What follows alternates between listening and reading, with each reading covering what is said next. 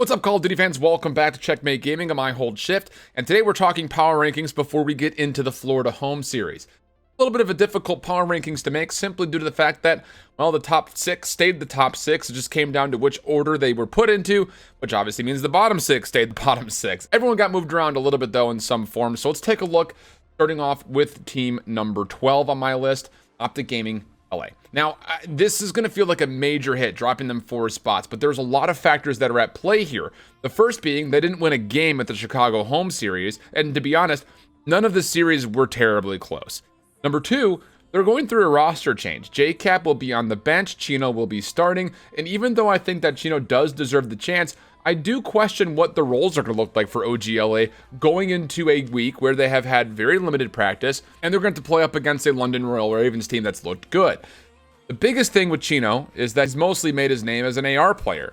You figure he's not going to take over Slasher's spot. I mean, maybe it could happen, but I don't see that necessarily happening, so I just don't really know what that SMG line is going to look like. TJ's played okay so far this year. Kenny has played okay so far this year.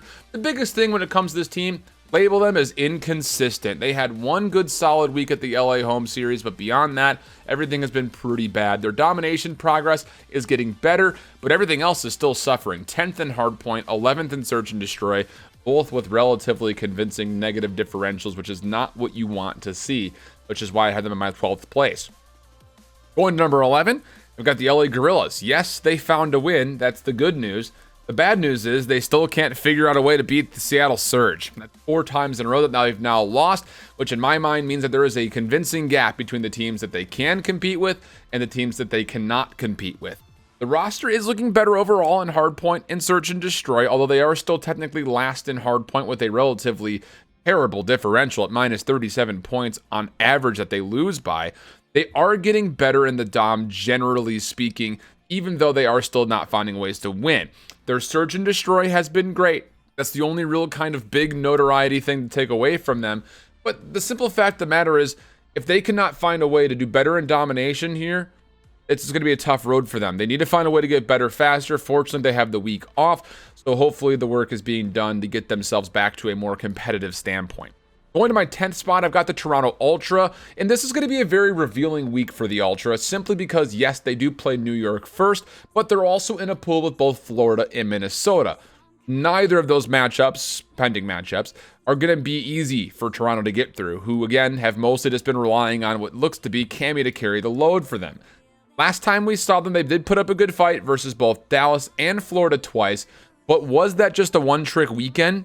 It kind of felt like there were a couple of situations that just happened to go in their favor to get them to keep those series close. Their respawn is going to have to be on point going into this week, of which they rank 11th and 10th respectively between hardpoint and domination. So yes, you're looking at the search and destroy to try to carry them through some of these matchups, but that's not going to be enough. They need to find a way to take respawns off these teams if they want to have a chance to make the playoffs this week, of which I don't really feel all that great about, simply due to the fact that, again, they play New York first, which New York is looking really solid, and they've got Florida and Minnesota in their pool. I think they're definitely the fourth the team in that pool specifically.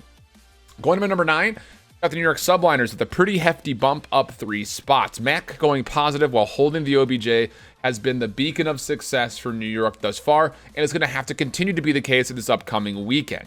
A W versus Chicago and a Game 5 versus Atlanta is encouraging that these changes are in fact paying off, and anticipating that they do get past Toronto, which I currently do, they'll get another top-notch matchup versus either Florida or Minnesota in what will be the winner's qualifier to the playoffs. The thing about this team is they're still not good at all in domination. That needs to change quickly. They're, again, only winning 1 map and still holding a 22-point differential, and the negative is not good. So that's going to have to be better if they want to make playoffs, in my opinion. It's not a free road for them. There's still opportunity for Florida and Minnesota, I think, to get through this pool, and I think that's the favors coming through. But New York could absolutely shake things up, and depending on how they play, they very well could be moving closer and closer to our top 6. In the 8th position, quite a bump to the Seattle Surge with just a 1-point bump there. Why? Because they found a way to win in Search and Destroy. They went 3-1 in Search last weekend. A huge improvement. And I'm a firm believer that if their Search and Destroy stays consistent, this team will continue to build an upward trajectory. Ninth in hardpoint, not bad. Fourth in domination, very good. It's a great place for them to be while they're still working on their search and destroy.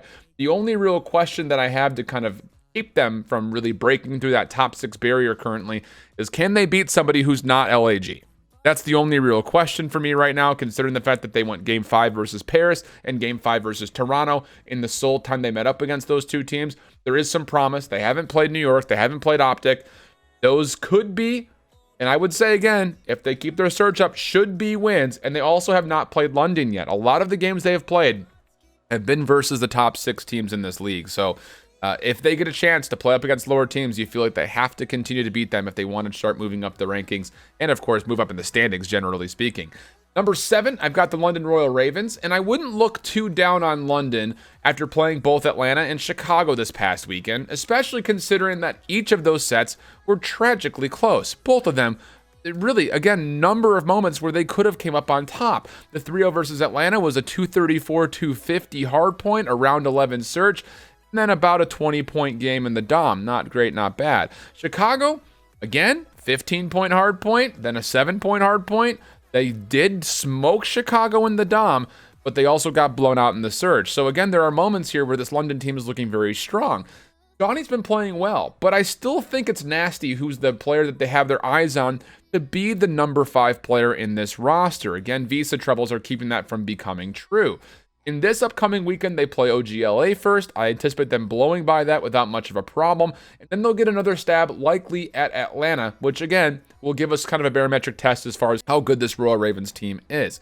You really need to see these guys taking search and destroys this weekend, though, in my opinion, if they want to get into the playoff comfortably, I would say. I think they still are a favorite to come out of that pool. But in their last 5 search and destroys, they've only won a single one of those.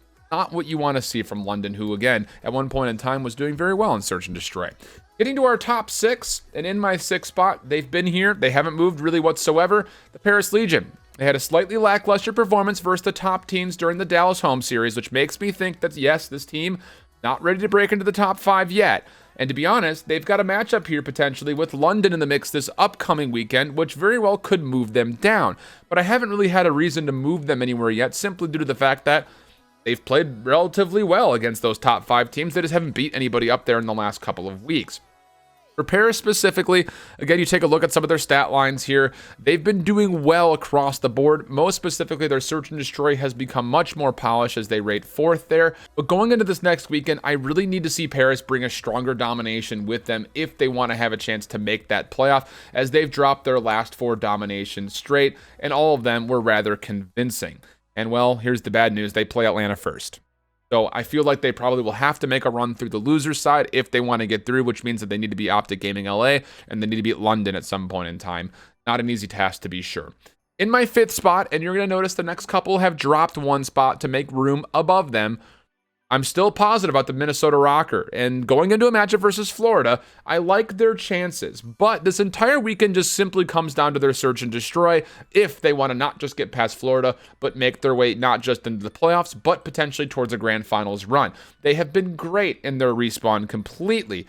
First, they actually take the boost. They take the 1st place rank currently in hardpoint with a 20-point differential, which is the best in the league, and they still rate 6th in domination, which is not bad. It could be better, but not bad. The biggest thing is the 9th in search and destroy that you're looking at, of which they have not won a search since they played Seattle. Again, Seattle's not a good search team. Before that, you have to go backwards to LA, where they were able to take a search and destroy off of Atlanta. That's about 5 matchups of which they were not really able to take searches. A couple of round 11 losses, which were a little bit more heartbreaking versus Paris and Chicago, but still, against Florida, in my mind, whoever comes out on top of the matchup between Florida and Minnesota will make it to playoffs in 2 games. Typically how I look at that, because the rest of the pool is a little bit on the weaker side compared to those 2 squads. In my 4th spot, I've got the Chicago Huntsman. You might be wondering why Chicago over Minnesota. Simply put, Minnesota has not yet beat Chicago 0-2, 1-6 in maps. But last week was not at all convincing from Chicago, with an early loss to New York, and then a scary set to follow up versus London, and then New York again. The weekend ended with Chicago obviously getting smoked by Dallas in the playoff, and with Gunless now being benched, the only real question becomes, is there really a better option out there right now? In my mind, General played well in scrims and we had a chance to watch him, but I think the best option right now Get Pristini back hooked up with his brother. That seems like an idea where not only are you getting another solid SMG into the mix, but you're bringing someone who's got a lot of chemistry with at least one of those players on the squad already. For the moment, taking a look at their ranks, number 2 team in Search and Destroy and Domination, but that could change very quickly depending on what happens in this upcoming weekend and when they play next. Of course, they're off this upcoming week, so some time to play around with these changes if you're Chicago. Make sure you come out with them on the better side, because otherwise things could go down very quickly for you. In my third spot, the Florida Mutineers, and my only real question about Florida right now is, did they get overhyped after Dallas? I'm asking that to myself. Did I overhype them a touch? We're about to find out. They've got a pivotal opening round versus Minnesota. It would be a rematch from the grand finals that they last played, and honestly speaking, there very well could be a tricky matchup versus New York in the future, depending on what happens in the first match. I'm anticipating Florida getting to playoffs, but then that's where the real test for me begins. I won't necessarily say this is a weekend they have to win and hold to stay top 3, but making a grand finals, I think, should absolutely be the expectation for this squad, who now find themselves 4th in hardpoint, 3rd in dom. But again, the question for both Florida and Minnesota is their search and destroy. That's where I'm really looking at of, can this team actually repeat a championship performance this weekend with the search and destroy that's been a little bit lacking? That's my only real kind of true question about these guys as a whole. In my 2 spot, got the Dallas Empire, and I know what you're thinking. Why are the Dallas Empire not first in your mind? They just beat ATL Shift. Hold on there, friends, okay? It was a tight 4-game set where a single break on a hard point could have turned up a map in the opposite direction. They're still 3-7 in maps to Atlanta. The best news for Dallas this last weekend was the 4-0 in Domination, which is providing a huge boost to their rank and differential there, of which currently their 5th was still a slightly negative differential, but it's still good they went 4-0 in Domination in a league where Domination is very elusive to everybody, with the exception of really the top 3 squads out there right now. In my mind, Dallas got the better of Atlanta this last weekend, but that said, are they consistently a better team than Atlanta? I need more to be 100% sure. Yes, since things went online, this Dallas team has looked like a completely different monster. The first weekend, though, you got to keep in mind there were server issues all over the place.